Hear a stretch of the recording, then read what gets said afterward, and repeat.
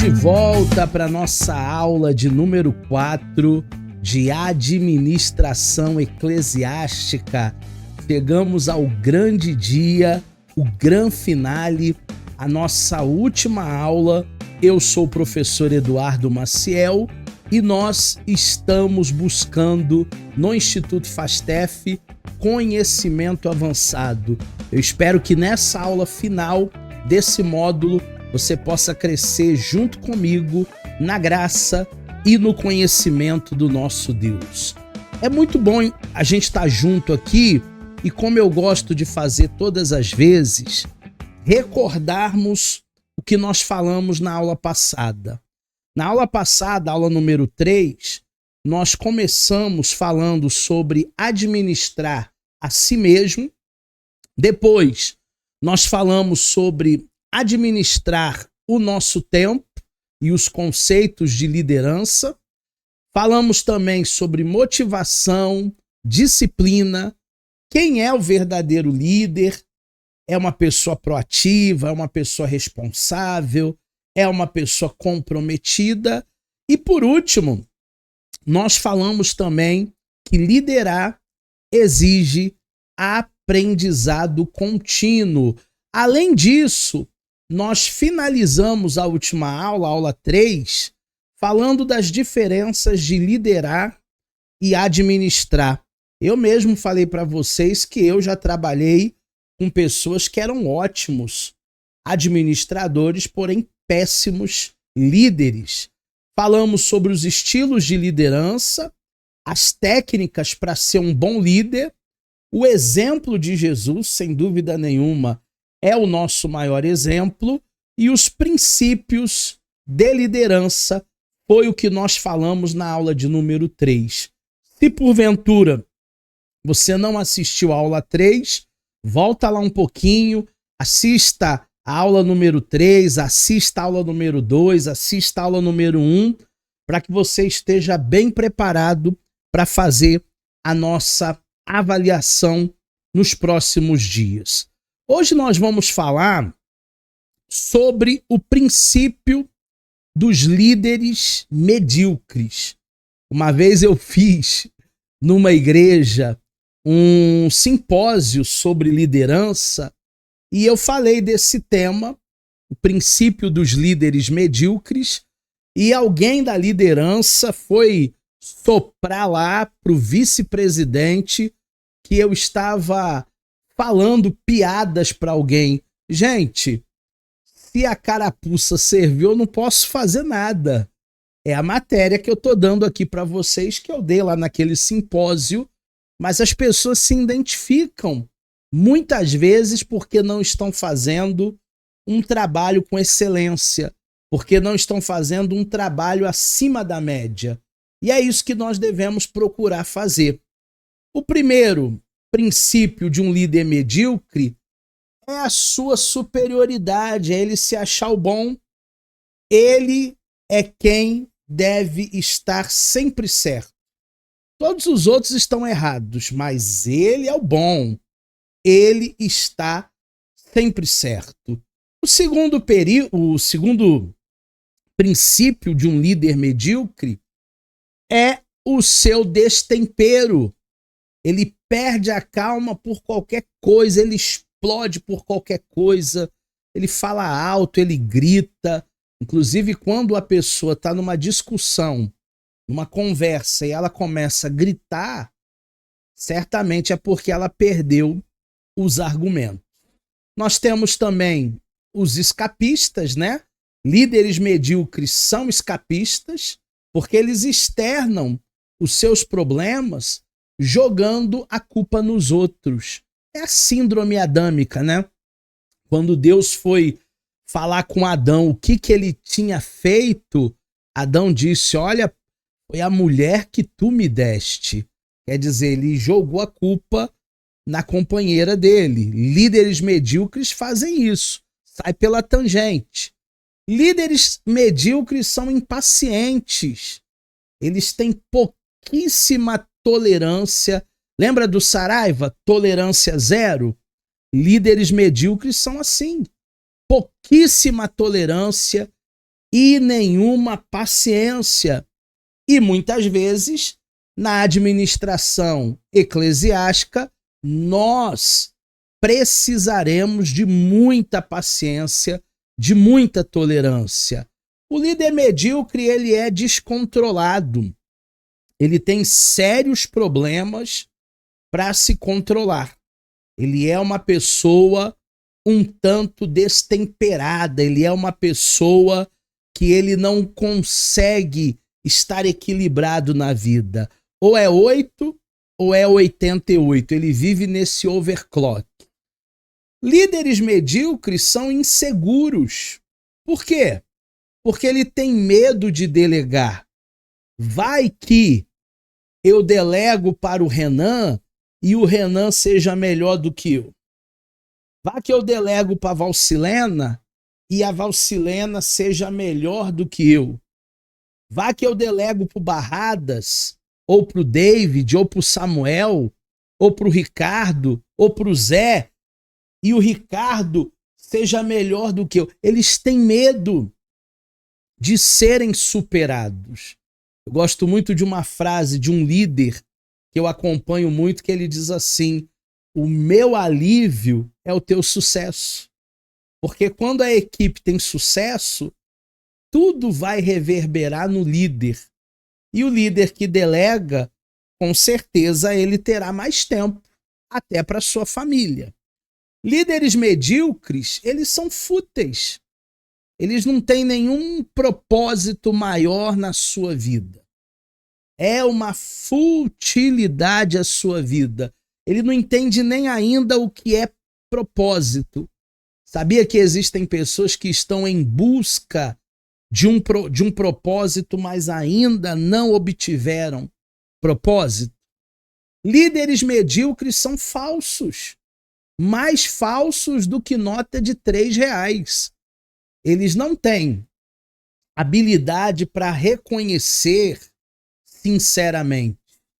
Eles não sabem dizer muito obrigado.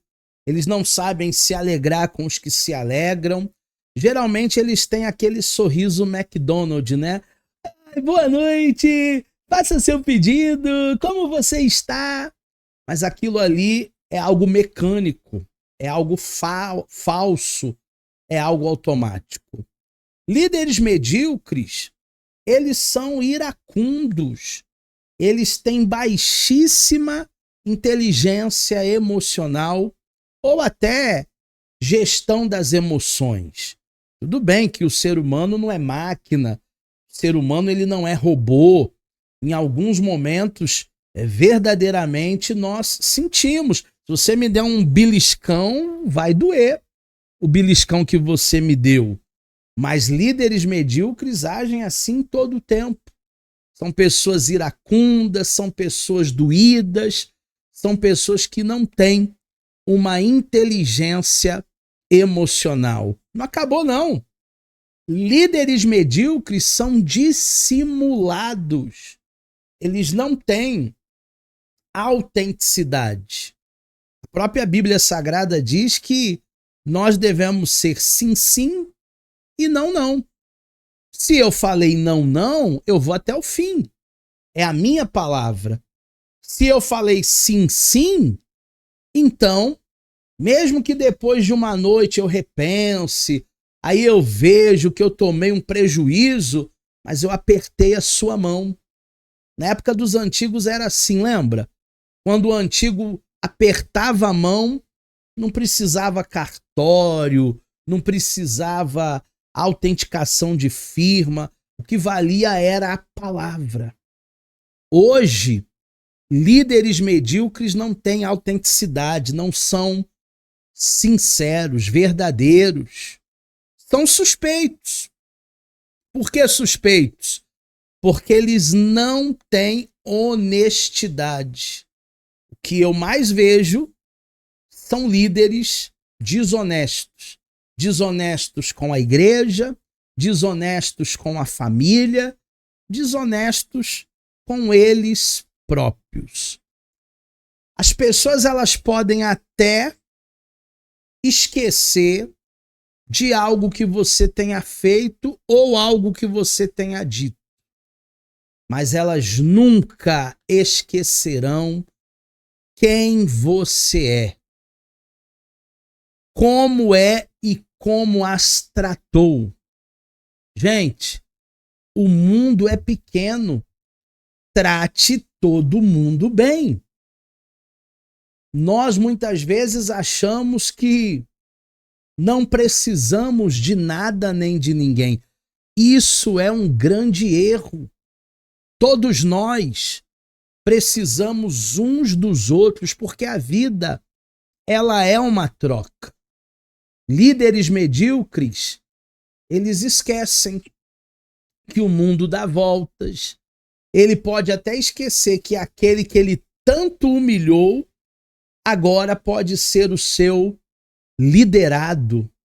Aquele que era seu liderado, que foi muito humilhado, amanhã ou depois pode ser o seu supervisor, pode ser o seu gerente, pode ser o seu líder. Por isso que a gente tem que tratar todo mundo com respeito. Vamos falar sobre algumas dificuldades que a liderança ela enfrenta. Todo líder vai enfrentar essas dificuldades. A primeira são as pressões. A pressão do tempo, da urgência, dos adiantamentos, de uma vida frenética. A pressão da cobrança, dos imprevistos que ocorrem no processo. E o líder muitas vezes fica pressionado. Às vezes ele chega em casa 10, 11, meia-noite e ainda leva problemas e serviços para casa. Tamanha é a demanda, tamanhos são os problemas. Existe solução? Sim. Como resolver as pressões de um líder? Autocontrole, domínio próprio, criatividade, iniciativa, proatividade e prever os imprevistos. A vovó já dizia, né? O seguro morreu de velho. Existem situações que nós podemos prever. Ah, professor, mas a gente não tem bola de cristal. Claro que não. Mas existem situações que nós podemos prever. Fazer um raio-x, entender aonde vai dar determinado problema e procurar contornar, trazer soluções que sejam soluções cabíveis naquele momento. Em segundo lugar, nós temos o desânimo. É uma outra dificuldade que a liderança enfrenta. Quais são as causas do desânimo?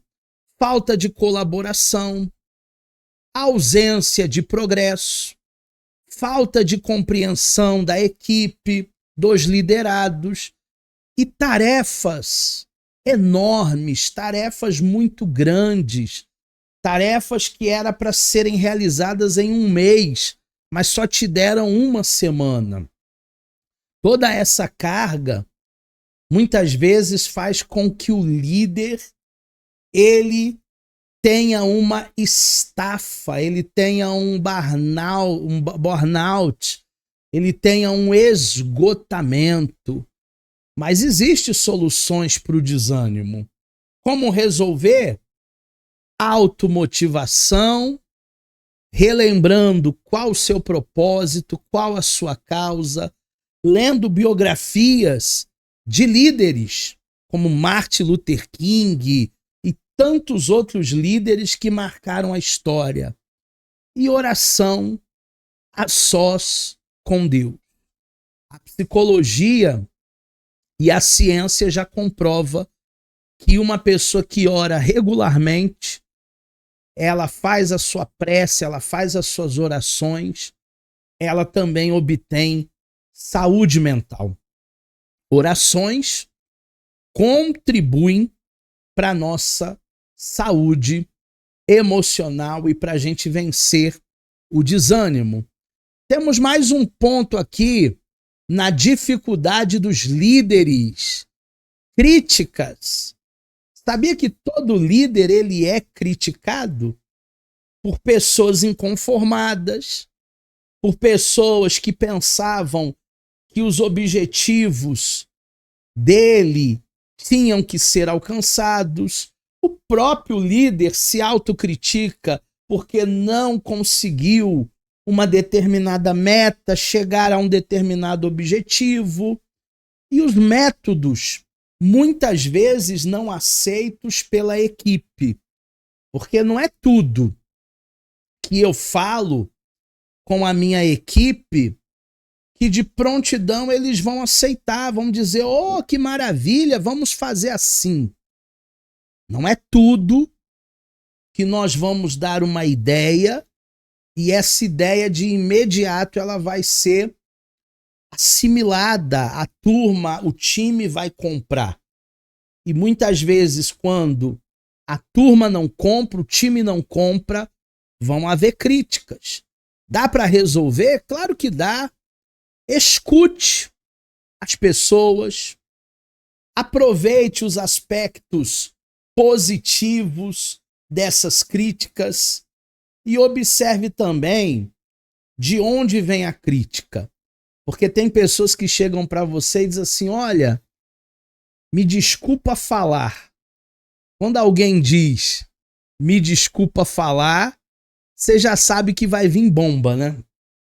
Olha, eu não queria falar não, mas com todo respeito, quando alguém chega para nós e diz assim, com todo respeito, a gente já sabe que pode vir aí uma bomba. Pode vir uma bomba aí de alguém que diz com todo respeito.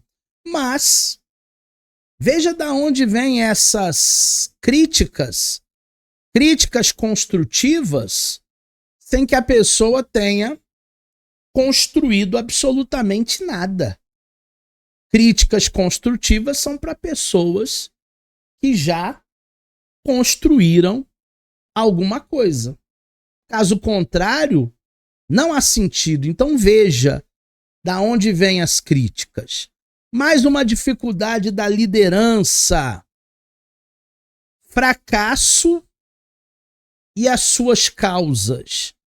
Você acha que o líder, muitas vezes, ele pode fracassar? Ele pode. O líder, muitas vezes mesmo, ele pode fracassar. E quais são as causas do fracasso de um líder? Planejamentos incorretos, objetivos irreais ou muito grandes, que demanda muita energia, que demanda muita coisa, ou métodos inadequados, por isso que ele fracassou, pessoas incapazes compondo a equipe. A equipe não pode ser composta por amizade, pelos parças. Tem que ter pessoas ali capacitadas. E ações ineficientes. Então, tudo isso traz fracasso para uma liderança. Agora, como resolver? Evita esse termo fracasso. Tem hora que eu até gaguejo quando vou falar de um líder fracassado. Não. Talvez ele perdeu a batalha, mas ele não perdeu a guerra.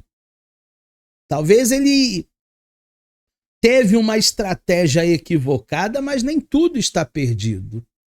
Então tire essa palavra do seu vocabulário. E também não tenha medo de fracassar ou de errar, não.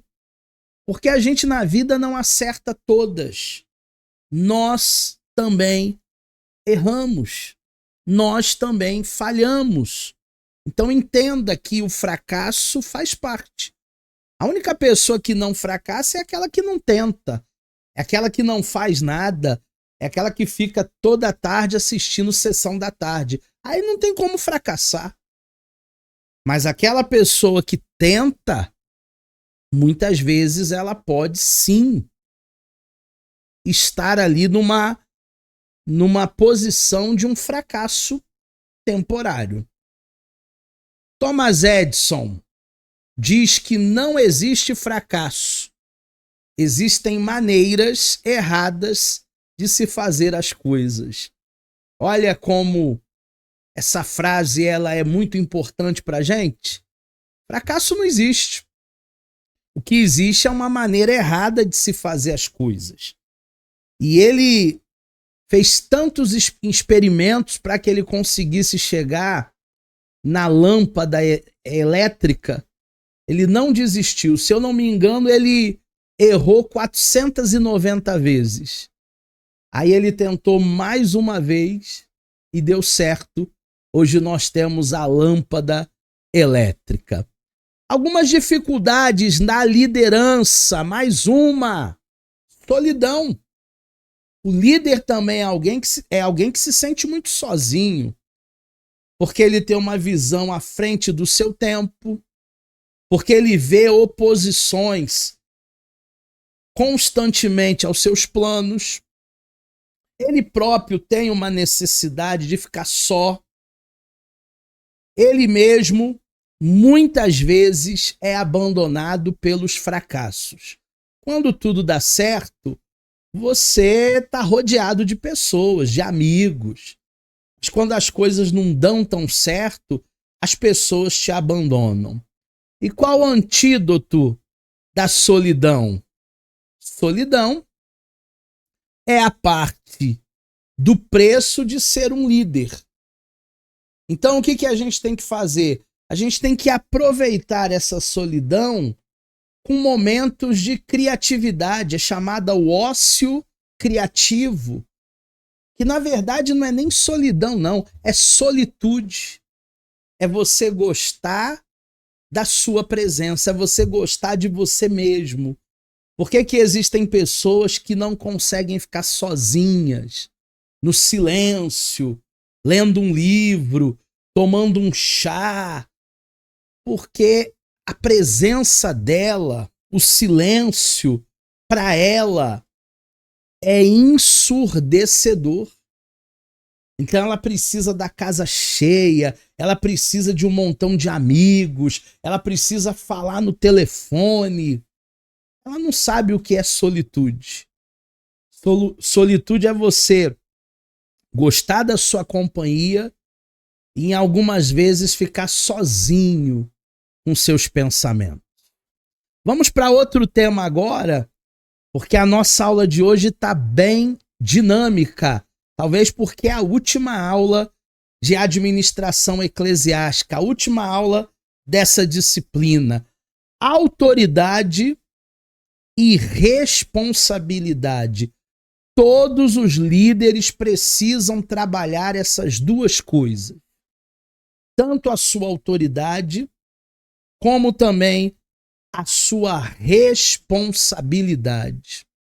As organizações, elas reúnem um certo número de pessoas que executam determinadas tarefas, funções, para determinados fins. Essas pessoas elas são admitidas, preenchendo, ocupando os diversos cargos, definindo-se então suas atividades, sua função. Numa empresa, cada um tem a sua função. Na igreja, cada um tem a sua função. Na escola, na faculdade, no curso, cada um terá a sua função. E nesse mesmo tempo, delega-se a autoridade, fixam-se as responsabilidades de todo o pessoal. Tem a gerência, tem a supervisão, tem a diretoria. Há uma hierarquia dentro dessa organização. A organização, ela deve levar em conta 3 questões, 3 pilares. Primeiro, autoridade de quem está ali, de quem foi confiado. Segundo, responsabilidade. O líder, ele precisa ter responsabilidade, dias, horários, carga horária, tarefas. E terceiro, divisão de trabalho. São 3 pilares para que esse tripé de organização seja o mais organizado, seja o mais distribuído, seja o mais justo, seja o que vai funcionar melhor nas instituições, nas organizações. Autoridade. O que é autoridade, professor? É o direito de mandar, é o direito de fazer obedecer, lembrando que respeito a gente conquista. O respeito, ele não se impõe. A frase que eu acho, talvez você já ouviu, né? A frase que eu acho mais feia, mais rude, a frase que eu acho mais baixa, mais medíocre, é aquela frase: você sabe com quem você está falando? Eu sou isso, eu sou aquilo. É uma frase tão pequena, porque demonstra que a pessoa, ela não tem autoridade nenhuma. Segundo, responsabilidade. É a obrigação de prestar contas ao que foi feito. Delegaram a você uma tarefa, a responsabilidade é sua, a responsabilidade é minha, e eu preciso prestar contas daquilo que foi feito.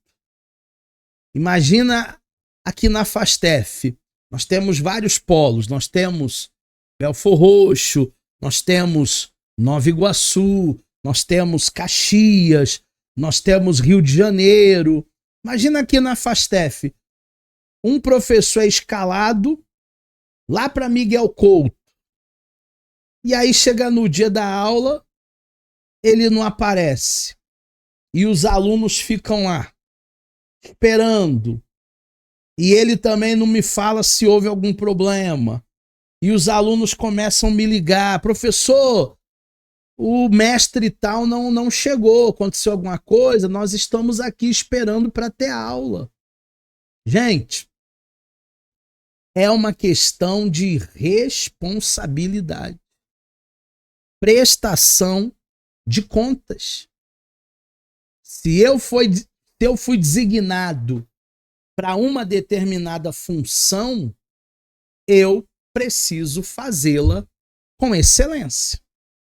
Divisão de trabalho é considerado como sendo o princípio fundamental da organização, princípio fundamental da instituição, seja ela eclesiástica, seja ela empresarial, seja ela educacional, seja uma ONG. Divisão de trabalho. Todo mundo é importante? Todo mundo. Desde o recepcionista ao auxiliar de serviços gerais, o porteiro, até o vice-presidente, até o presidente. Todos têm a sua função. Todos têm a sua importância. E a Bíblia diz que nós devemos carregar os fardos uns dos outros.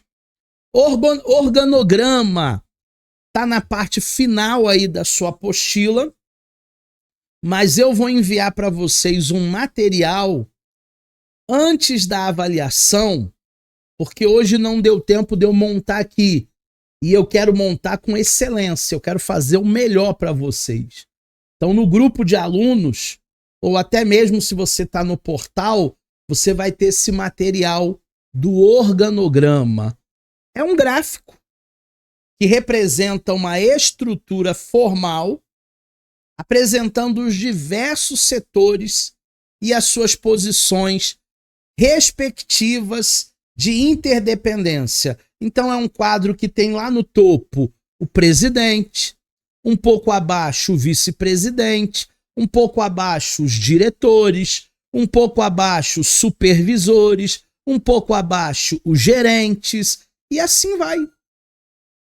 Há uma hierarquia, um itinerário de comunicações, vinculação e subordinação. Obviamente não é manda quem pode e obedece quem tem juízo. O respeito ele é adquirido para cada um desses patamares, cada um desses estágios. O organograma deve possuir um caráter dinâmico. Ele deve ser altamente flexível, porque pessoas saem, são promovidas, pessoas vão para outras empresas, pessoas mudam de departamentos, mas também funcional, possibilitando uma integração sistêmica e sinérgica entre todos os setores da empresa, porque todos os setores da empresa devem conversar.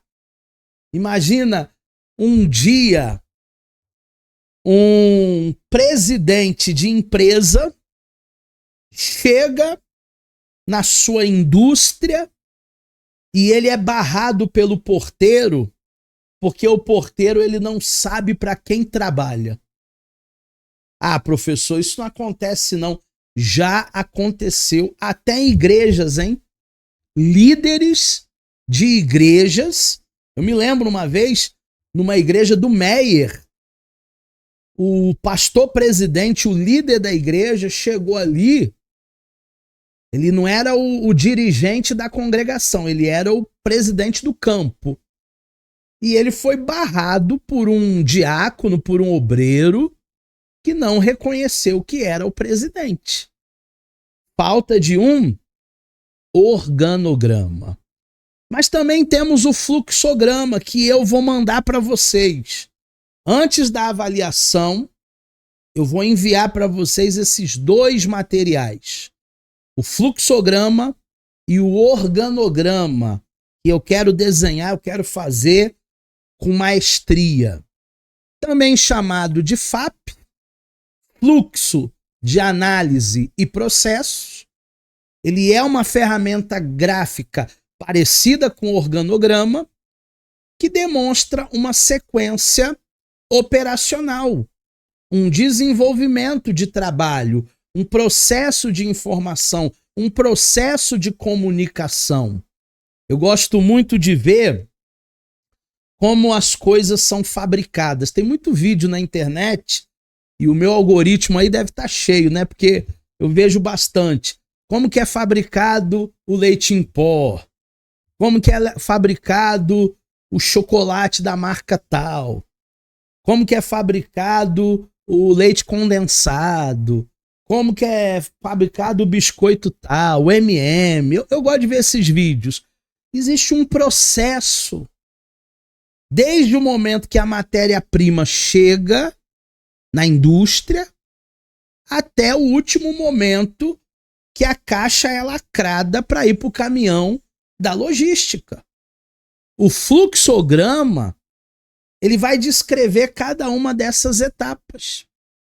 Caracteriza o trabalho que está sendo realizado, o tempo necessário para cada realização, cada etapa, cada trabalho, a distância percorrida, quem está realizando o trabalho, quem é o responsável por aquilo e como ele flui entre os participantes desse processo. Porque para você ir na padaria ou no mercado, e aí você vai lá na seção de leite, e você pega uma caixinha de leite, você não sabe quantas mãos foram usadas para que o leite chegasse naquela prateleira para você. Desde o agricultor que tirou o leite da vaca, ao caminhoneiro que transportou, à indústria que pasteurizou. É muita gente envolvida para aquela caixinha de leite chegar para a gente. O fluxograma, ele é uma representação de um processo que utiliza símbolos. Quadrado, retângulo, losango.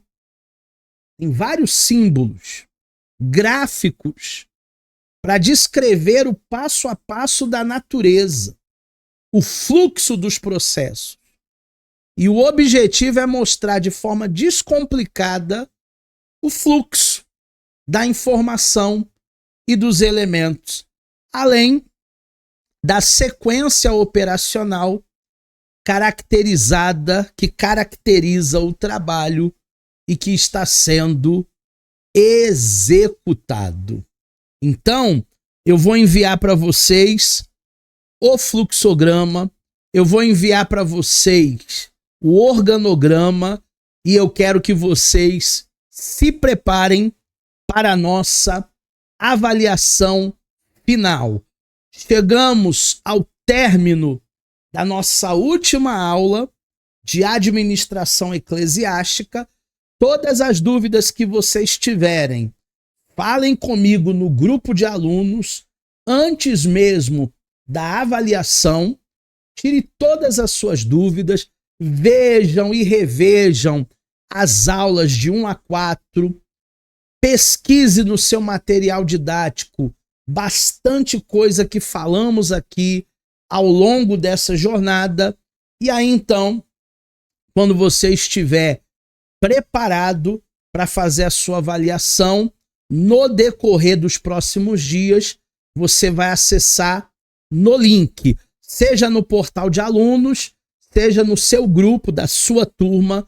Eu vou colocar o link para vocês realizarem a avaliação e eu tenho certeza que você vai obter uma ótima nota, uma ótima média, tá bom? Ficamos por aqui, nos vemos nas próximas aulas, se Deus assim nos permitir. Forte abraço e até a próxima disciplina.